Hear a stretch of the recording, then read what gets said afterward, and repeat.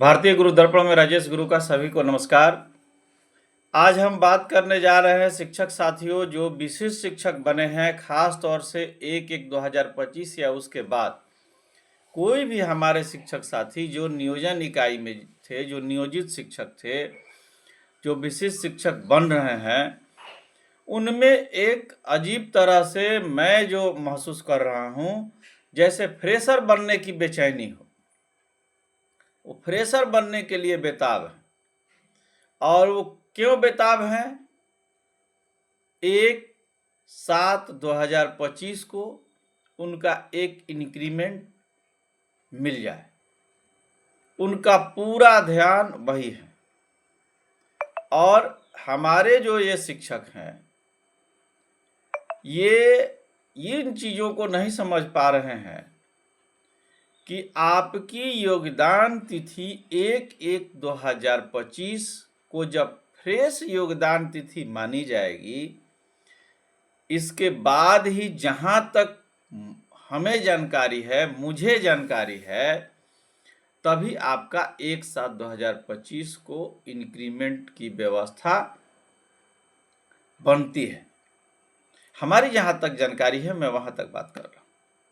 तो ऐसे में तो कहीं ना कहीं आप स्वतः अपने आप को 1/7/2025 से एक फ्रेश शिक्षक मानने के लिए बेचैन हैं, बेताब हैं। सभी शिक्षक जो भी विशिष्ट शिक्षक बन रहे हैं, चाहे वो 1 में बने, 2 में बने, 3 में बने, 4 में बने, 5 में बने, आप एक तरफ से निरंतरता की भी बात करते हैं, सर्विस निरंतरता की बात करते हैं, नौकरी निरंतरता की बात करते हैं, सर्विस संरक्षण की बात करते हैं, वेतन संरक्षण की बात तो चल ही रही है।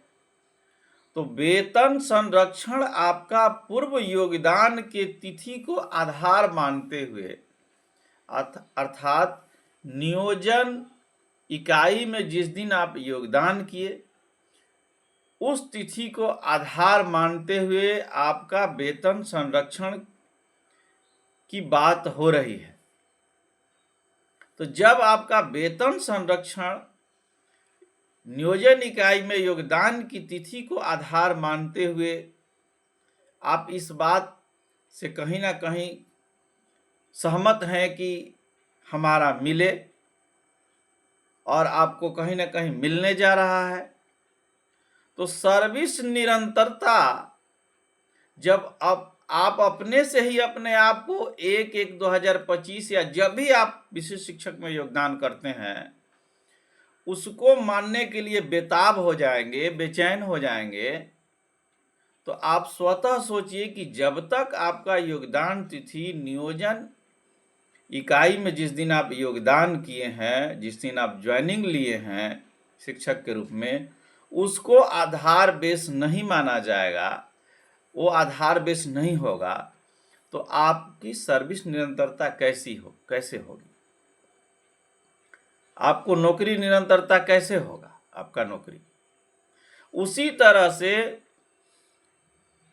साथियों, शिक्षक साथियों, वेतन संरक्षण भी हमारा नियोजन इकाई में जो हमारा योगदान का तिथि है, और हमारा पूर्व से जिस डेट अर्थात नियोजन इकाई में योगदान तिथि को या प्रशिक्षण का योगदान जो तिथि है, उसको आधार बेस मानते हुए जिस तरह से हमारा इंक्रीमेंट बढ़ते आ रहा है, उसी तरह से ये निरंतर व्यवस्था जब आगे बढ़ेगी, तो हमारा सर्विस निरंतरता और वेतन निरंतरता कहिए या वेतन संरक्षण कहिए या सर्विस संरक्षण कहिए और वेतन संरक्षण कहिए, ये बिल्कुल परफेक्ट दोनों चीज़ें बैठेगी। दोनों चीज़ें दो नहीं हो सकता है कि हम इंक्रीमेंट के लिए विशिष्ट शिक्षक में हम जिस दिन योगदान किए, उस योगदान तिथि को फ्रेश योगदान तिथि मानते हुए हम इंक्रीमेंट प्राप्त करें, और नौकरी निरंतरता, सर्विस निरंतरता हम नियोजन इकाई में योगदान जो किए हैं उस तिथि को आधार बेस मानते हुए हम उसको माने। ये दोनों नहीं हो सकता।